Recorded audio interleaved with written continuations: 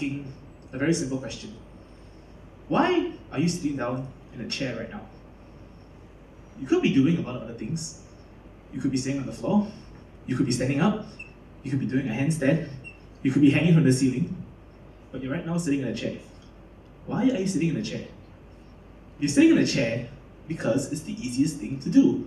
And you're doing the easiest thing to do. Now, assume in a hypothetical situation, every time you sit in a chair, the price of a bottle of water will increase by 1/1,000,000th of a cent. Now I'm going to put a low wall next to each chair. Given this knowledge, remember, it's a 3-hour-long talk session. It's after one really tiring week of work or school. How many of you, given this knowledge, will choose to lean on the wall instead of sit in the chair? Nobody, right? Now I'm going to take away all the chairs, because they're bad for society, right? Given this knowledge, how many of you would still choose to come for the top? Nobody, right? Now I'm going to put back the chair. But I'm also going to install hammocks and swings hanging from the ceiling and mattresses on the floor, so you can enjoy the talk in different ways. How many of you would still sit in the chair? One. Alright, that's fine. You may be wondering, what is this red circle that's been floating around the screen so much? This big red circle is what we're going to call the laziness circle. And it's going to represent our inner conscience when we go through what we go through today. Now, a lot of people know me at ImaginaXium as a student, or as a photographer, or as a lot of other things. But I think one thing everyone can agree on is that I'm actually a very lazy person. And I think that's why I'm the right person today to talk to you about the power of laziness. Because the power of laziness is something which we all have. It's something which sometimes we're afraid or ashamed to use. It is something that I think we're all using wrongly. But sometimes it's not always our fault.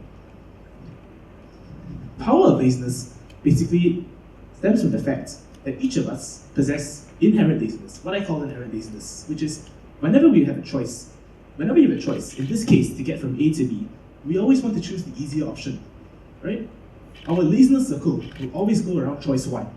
Anyone here would choose choice 2? Am I getting everything right? I'm correct, right? Yes, everyone would choose choice 1. And, the problem is, when we look at the definition of lazy in the dictionary, any dictionary, the problem is that the definition is filled with lots of negative connotations, unwilling to work or use energy, lack of effort. But today I want to challenge everybody to think about, what if we could instead see laziness as an essence of our society? What if we could instead embrace laziness in everything that we do? So today, we're going to look at everything in society in terms of laziness. One question. How many of you here who are not students drove a car today to attend this conference? Right? Now, how many of you here who are students or recent alumni aspire to own a car in the future? Most of you, right? Yes. Why? Did you know that cars pollute the environment? Of course you did. Did you know that when you travel in a car, you take up a lot of space? A lot more than what you would take in other forms of transit? Of course you did. But why do we still choose to drive a car? We still choose to drive a car in Singapore because it's the easiest thing to do. And the thing is that in Singapore, we have other forms of public transit we can take other than a car. We have bus and we have MRT. But the problem is that, why is it that our laziness circle always falls in the car?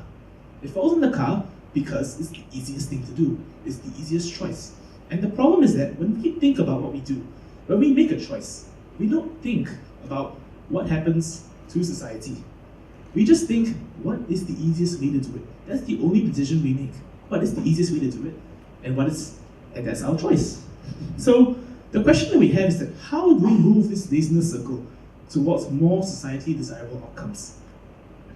There's 2 ways, in my opinion. The first one is to make other choices easier, and the second one is to change the choice that we make. This is a map of Singapore's CBD, which I think a lot of us are familiar with. And these are the options that we have by car. These are the options that we have by public transit. Singapore actually suffers from this thing which urban planners call the last mile problem, which means that from the bus stop or from the train station to your final destination or your office, the journey is rather difficult. I guess our weather makes it even worse. And Now I'm going to fly halfway around the world to New York City. It's a place where I actually grew up nearby for about 12 years. And this is the financial district in New York City, something similar to our CBD. This is our car options, and these are our public transit options. And we see that the layout of the public transit in New York City is a lot more conducive to commuters, a lot more conducive that stations are located so close to different places, so close to all the various places of interest and offices and buildings. So in New York City, they have another problem. And their problem is that it's very difficult to drive. You have everywhere in New York City, every time of the day, it's almost jammed, you can't move in your car. But that is why, in New York City, public transit is actually the easier option, because it takes the shortest amount of time. And that is why the laziness circle of New Yorkers moves around cars and a subway. Now you're going to tell me, I know what you're thinking, Singapore and New York is not a fair comparison, because New York has a lot of problems with driving, and it's very difficult to drive into New York City. But the problem is that the laziness circle reflects the localized availability of choice. Remember, we do not think about what happens to other people.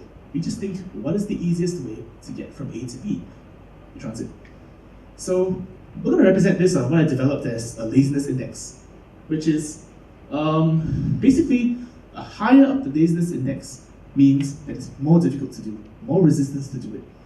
And this is how we represent driving in Singapore and New York, and this is how we represent public transit. Because in New York, it's easier to take public transit than to drive.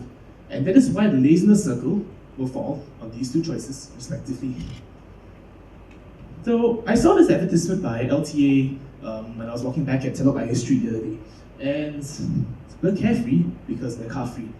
I think our latest buzzword from the Singapore government is we want to make Singapore a car-light city.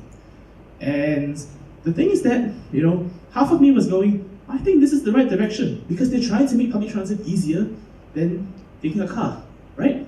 But the other half of me was going, yeah, right, you're carefree, because it's quite simple. Right after this conference, if I take public transit home, on a good day, it'll take about 45 minutes. On a bad day, over an hour.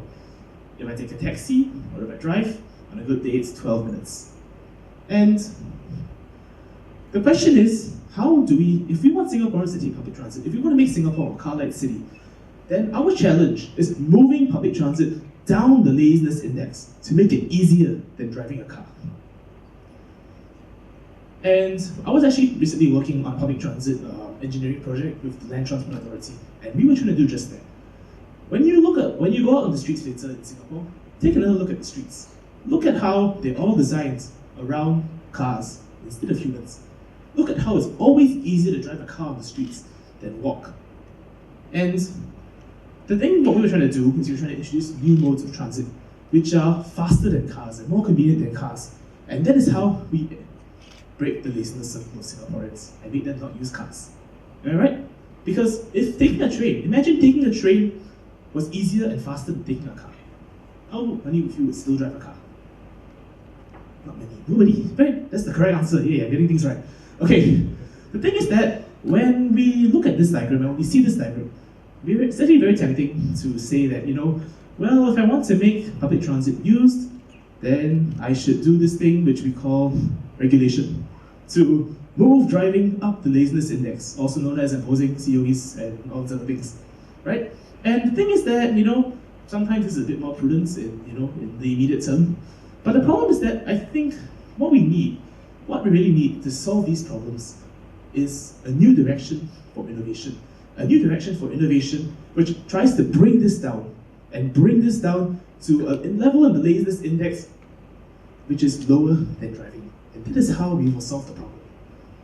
So the thing is that, this is all about embracing laziness in our society and embracing it not as something good, not as something negative, not as something which is dishonorable, but something which can help us and help us achieve things in our society. So today I have 3 steps to change your mindsets about laziness and use it to solve our problems. Step 1 is to admit that everyone inherently is lazy. We've done that, it's easy. Step 2, think of any problem with an undesirable outcome and blame laziness for it. Don't blame societal norms, don't blame society, blame laziness. Step 3, observe the circumstances behind this lazy behavior closely. Observe, observe, and observe. and use the power of laziness to solve the problem. For example, Singaporeans are known as some of the people which, some of the worst recyclers in the world. We don't have a very good recycling culture. Every time you see the papers, Singaporeans should recycle more, Singaporeans should recycle more. So the thing is that, all these things say that we should blame society, we should blame our values, that we don't teach our children how to recycle, or we don't practice recycling ourselves. The thing is that this was actually, I shot this on the way to class one day when I just finished a bottle of water, and I wanted to get rid of the bottle. Think and observe. How do we throw this away? The problem is that the decision I make is not, should I recycle or should I throw my bottle away?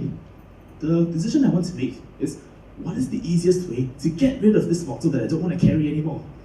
And the problem is that there's this dustbin standing right in front of me, and my laziness circle is just in that dustbin. And the problem is that the nearest recycling bin in the school is 5 minutes away from this location. To throw away a bottle, who would walk 5 minutes to a recycling bin to throw it away and walk all the way back to class to throw away a bottle of water? Right? And the problem is that when you look inside the recycling bin, these are the garbage bin, these are things which can be recycled. Bottles, plastic, cans. So you have to think, what is the solution to this problem? It's not to blame society. The solution to this problem is to make recycling easier than throwing things away. What if we could make recycling easier than throwing things away? How does that sound? And what if we could use this to other situations? What if we could make it easier not to pollute the atmosphere than to pollute the atmosphere? What if we could make it easier to be productive than not to be productive? Right? So what if laziness could actually lead the way to the future? One of the things I noticed actually recently was that this is actually a picture of a HDB estate in Manson. And there's a bus stop over there, and there's a HDB block over there. It's where people stay. And the thing is that right now, the only path from the bus stop to the HDB block is all the way around here. Right? The problem is that people don't want to go around here. People actually want to go here. And they started making mud tracks in the grass, because that's the easiest way to do it. You walk across the grass, right? So the thing is that what I was surprised to see was, sooner or later, they became crossings, they became concrete walkways. The government actually built concrete walkways. And the thing is that this is actually this is actually people exercising our power of laziness to change things. What if we could do this on an even bigger scale? What if we had lazy leaders, lazy followers, lazy doers, lazy changers, lazy challengers, lazy competitors, lazy lawmakers, and lazy citizens? Imagine the impact we could make. Imagine how we could be all more lazy. Now the thing is that, I guess as Walton also mentioned just now, sometimes in the Asian society, we're all told that, to succeed, you have to work hard. Why don't we all work hard at getting lazy? Why don't we all become a bit more lazy? And maybe let's see some of the problems that we can solve with the power of laziness.